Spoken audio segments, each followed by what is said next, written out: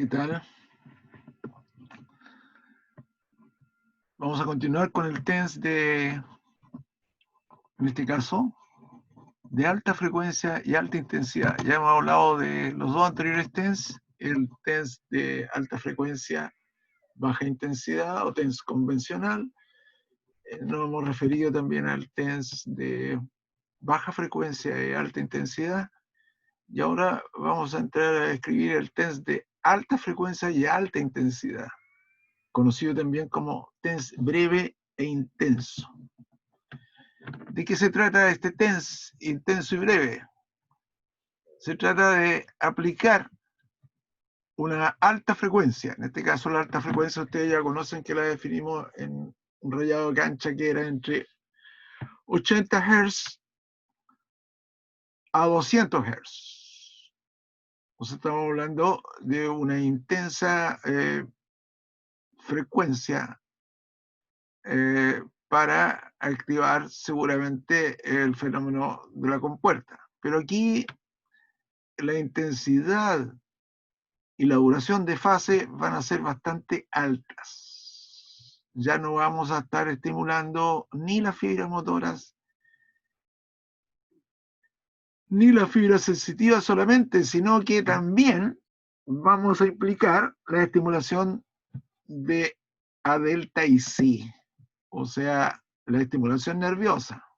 Y este TENS va a tener como resultado una situación de intensa para el paciente, una intensa actividad eléctrica, que significa que entramos, ¿no es cierto?, a los estímulos nóxicos, o sea, en este caso, un estímulo irritativo. Es una irritación controlada, eso sí, ¿no es cierto?, porque lo vamos a manejar a través de la amplitud. La amplitud es la máxima tolerable para el paciente. Es decir, yo tengo que sentir bastante corriente. Para tal efecto, el paciente tiene que estar preparado. Quiere decir que seguramente antes le hemos hecho conciencia y educado a través de la aplicación de solamente la parte sensitiva del test. O sea, le hemos aplicado el test de alta frecuencia y baja intensidad para poder al paciente acostumbrarlo a lo que significa la sensación de corriente. En este caso, la sensación de corriente va a ser bastante amplia, porque vamos a tener 600 a 1000 microsegundos. Ojo con esto, son 1000 microsegundos. Es un lapso de tiempo considerable desde el punto de vista sensitivo y considerable también desde el punto de vista del tejido. Por eso que también la aplicación de este TENS es que hay que hacerlo con conocimiento y cuidado. ¿Cuáles son los efectos de la duración de fase? La duración de fase tiene al comienzo estos efectos sensitivos, luego efectos motores, pero luego cuando pasa al efecto nóxico, incluso el componente galvánico, o sea, la mayor amplitud de fase trae efectos polares. El hecho de que la corriente tenga un componente unidireccional de este tipo, de 600 a 1000 milisegundos, puede implicar incluso, ¿no es cierto?, algún tipo de accidente por polarización en un solo polo lo suficiente en el tiempo, por eso que es breve esto, para producir quemaduras electrolíticas. Ojo con eso. Una vez que hagamos después lo que corresponde a los efectos galvánicos de la corriente, vamos a hablar sobre ese punto en específico. Algunas sofisticaciones electrónicas, porque este tipo de aplicación no se puede hacer con estos TENS de bolsillo, sino que TENS de máquina, ¿no es cierto?, en una máquina un poco más grande. Necesita una sofisticación electrónica para poder tener ese tipo de pulso. Y algunos incluso pueden usar 1500 microsegundos, lo que se denomina en el mundo técnico dentro de la fisioterapia como super TENS, el hecho de tener un dispositivo de ese tipo. algunos lo hacen con la finalidad de obtener mejores resultados en la analgesia, pero lógicamente que este estímulo tiene que ser un estímulo controlado, o sea, hay que dominar un poco lo que significan los efectos galvánicos y tener la prudencia. Por eso que este TENS se llama breve. El hecho de acumular en el tiempo con una duración de fase y llevado al tiempo, qué sé yo, si me paso de 20 minutos, 30 minutos, voy a tener hacia un lado bastante acumulación de cargas de un solo signo, que sería, por ejemplo, en el caso de la atracción de electrones hacia el polo positivo, voy a tener muchos electrones y por lo tanto eso puede significar un efecto ya sea en uno y otro electrodo, tanto efectos de base o de acidez, una quemadura ácida o una quemadura de base, ¿no es cierto? Que es lo que significa la acumulación de iones en uno u otro excesivo y que produce un cambio en el medio que va a terminar en acidez o en basicidad y produciendo quemadura de tipo ácido o básico. Así que es importante entonces tener un dominio de este tipo de cosas. Seguramente esto va a quedar mucho más refrendado cuando tengamos la oportunidad de pasar las corrientes galvánicas. Pero aquí estamos en el modo TENS. Este es el último TENS y seguramente el menos usado por los peligros que representa y porque se determina que el terapeuta tenga un poco mejor conocimiento de lo que significa esto. Pero ya una vez que aprendemos a ver el efecto de las duraciones de fase, no existiría ningún peligro, porque el conocimiento es el que salva, la ignorancia es el que mata. Así que cuidado con eso. Tenemos entonces una frecuencia que puede usar entre 80 a 200 Hz. Y con un patrón, esto se hace con un patrón continuo, o sea, se deja pasar en forma continua esto, no hay detenciones, no hay modulación del tiempo, nada, sino que simplemente se deja pasar la frecuencia a través de cada segundo del tiempo de aplicación. Y como dice, el tiempo de aplicación es menos de 15 minutos, por lo que he dicho anteriormente, evitar los efectos polares.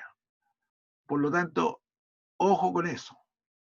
No debe emplearse 30 minutos. Esto no es igual que colocar un TENS solamente que estimula fibras sensitivas, ni tiene que ver con la contracción muscular. Este es un TENS que tiene que ver, ¿no es cierto?, con la acción que puede ejercerse sobre los mecanismos que fundamentan la aplicación de este tipo. ¿Cuáles son mecanismos de analgesia? Periférico, segmental y extrasegmental. Periférico lo vamos a escribir inmediatamente. Segmental, que significa la frecuencia, por eso usa frecuencias altas. El repetir un estímulo de forma repetida va a producir el fenómeno de la compuerta y la fuerte estimulación va a llegar hacia los centros suprasegmentales, o sea, supraespinales, y ir directamente a la liberación de endorfinas para producir la inhibición a través de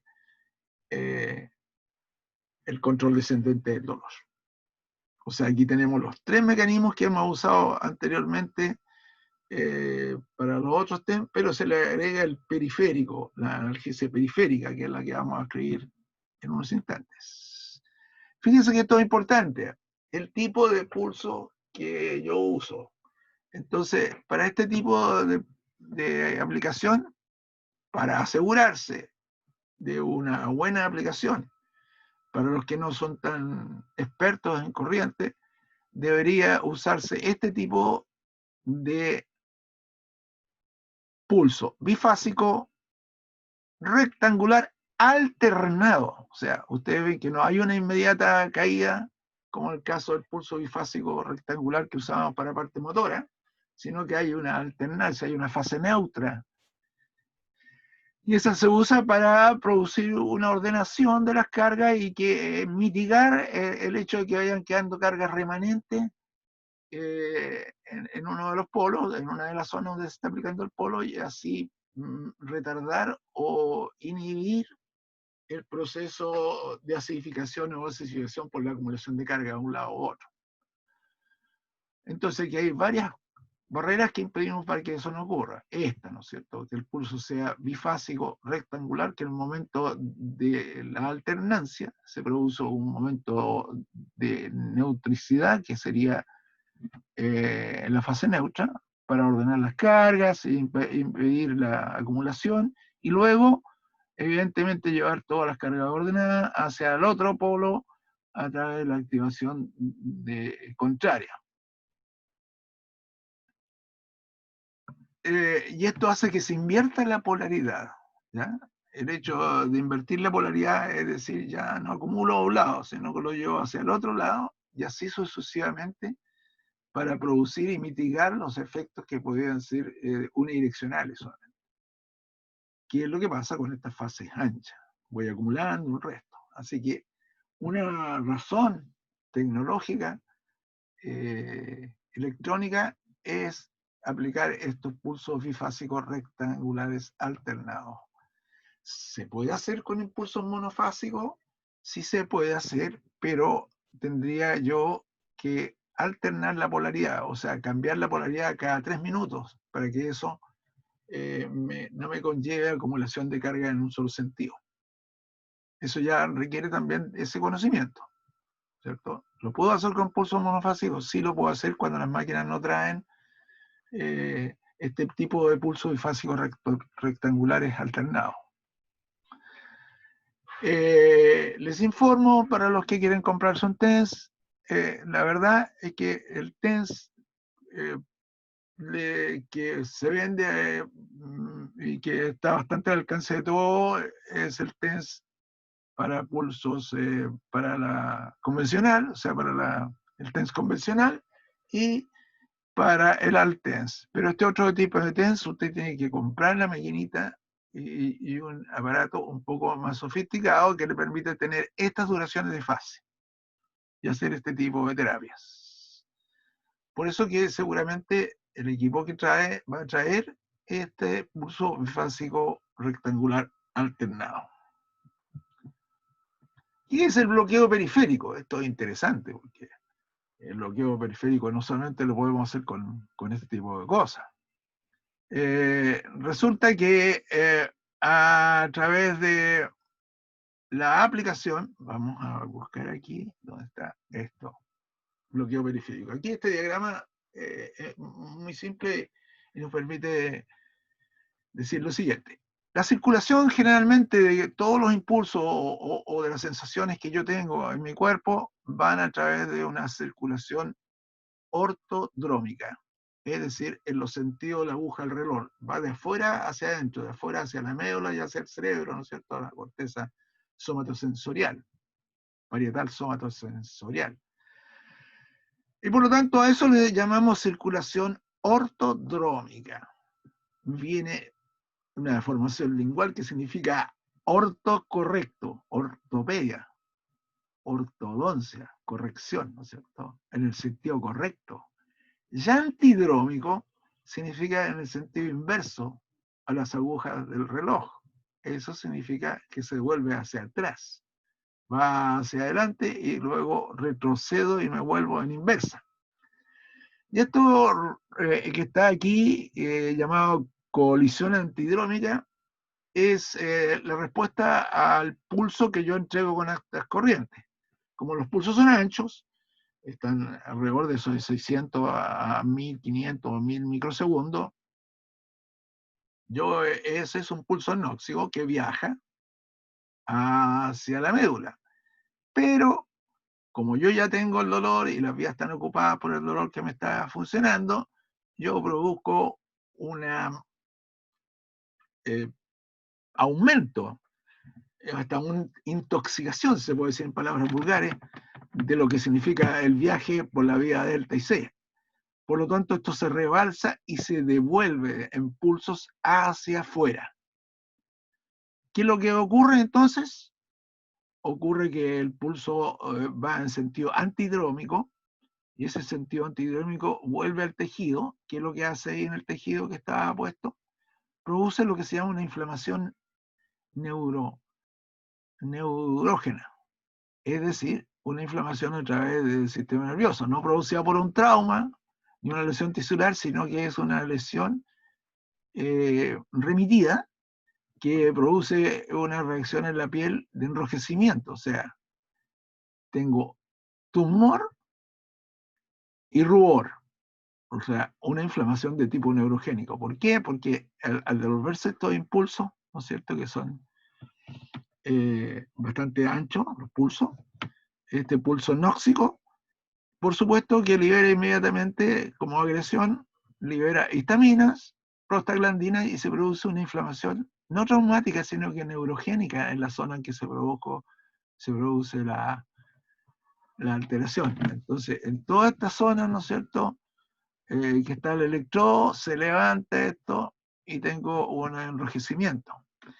Esta misma situación eléctrica es lo que ocurre cuando yo hago acupresión, cuando hago presión con mis dedos, cuando presiono o aplasto, ¿no es cierto?, un punto gatillo o una zona de la piel a través de la presión de mi mano, incluso, y se produce como una zona roja, levantadita, y que produce este reflejo que se llama también reacción, ¿no es cierto?, inflamación neurogénica o reflejo del axón o triple reacción de Lewis, así se denomina también este tipo de acción que se ejerce y que se representa en la piel, y que tiene un efecto analgésico. Por eso que la acción de estas presiones que uno hace con la mano y que resulta en enrojecimiento y que llevan a veces al alivio, la liberación de los puntos gatillos, es este fenómeno de la circulación antihidrómica. Ojo con eso también, todo tiene su explicación. Entonces la acupresión, famosa la acupresión, ¿no es cierto?, que yo puedo hacer a través de esto, va a determinar que aparezca esta reacción antidolor, que significa el bloqueo, entonces, periférico. Perdón, antes de pasar al bloqueo periférico, decíamos que esto tiene los tres mecanismos: segmental y extrasegmental. La repetición de pulsos a razón de 80 a 200 Hz, aunque sea con la estimulación de la fibra, va también a implicar, ¿no es cierto?, una repetición de pulsos eléctricos que producen el cierre de la compuerta. Entonces, el mecanismo de cierre de la compuerta se realiza a través de la alta frecuencia y por lo tanto contribuyo, ¿no es cierto?, a hacer esto. Entonces tengo un mecanismo periférico, segmental, y esta estimulación dolorosa y fuerte sobre el tejido va a provocar una reacción que en términos sencillos se podría decir como una reacción antidolor que va a estimular la zona del acueducto de Silvio, ¿no es cierto?, periacueductal, el núcleo magno RAFE, y voy a tener entonces inmediatamente el control descendente del dolor, que ya lo vimos latamente en el caso del ALT-TENS. Si tuviera que decir desde el punto de eficacia de un TENS, este sería el TENS más indicado, pero significa, primero, que el terapeuta esté bien claro en los principios, y significa también que el paciente sea educado y se lleve a una comprensión de lo que se le va a hacer y que en cierto modo, ¿no es cierto?, va a implicar una estimulación irritante. Entonces, por eso que este TENS se llama breve e intenso. Intenso por este tipo de acción, con este tipo de pulso, y breve porque lógicamente con eso evito algún tipo de accidente. Ojo con esta cosa. Yo me ha tocado en la práctica, lo digo aquí, sin ánimo de controversia, que muchas veces el accidente que se puede ocurrir con quemaduras son a esto, de que muchos colegas aplican esto, me ha tocado ser fiscal 2 veces, asesor 2 veces en juicio, producto de que los colegas no hicieron los 15 minutos y se mandaron 45 minutos, 30 minutos con un TENS a 1000 microsegundos de fase y con 100 Hz aplicado en forma continua. Entonces, tampoco hay que esto dramatizarlo y tener miedo. Solamente el conocimiento es el que apoya las buenas acciones y la correcta praxis de este agente físico. Entonces, esto da por hecho, ¿no es cierto?, y que evidentemente a través de este sistema nosotros podemos hacer una terapia comprensiva y evidentemente